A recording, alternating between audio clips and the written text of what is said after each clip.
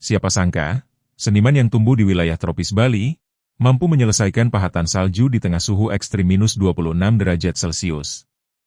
Tim Indonesia yang dimotori Himpunan Seniman Pecatu, bersama Bali Talent Artist, sukses meraih juara 3 pada ajang 20X Harbin International Snow Sculpture Competition 2026 di kota Harbin, Cina.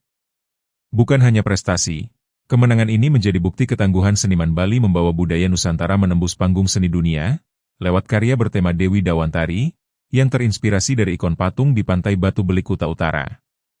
Dalam kompetisi yang diikuti sekitar 100 seniman dari 25 tim dan 13 negara, Indonesia bersanding di posisi ketiga.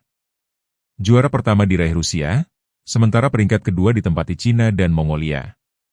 Kapten tim Indonesia, Inyoman Sungada mengungkapkan, perjuangan timnya tahun ini jauh lebih berat dibanding sebelumnya. Bukan hanya karena desain patung yang rumit, tetapi juga karena kondisi cuaca ekstrim dan keterbatasan fasilitas di arena lomba. Ketut Sugiatnyana, Denpost.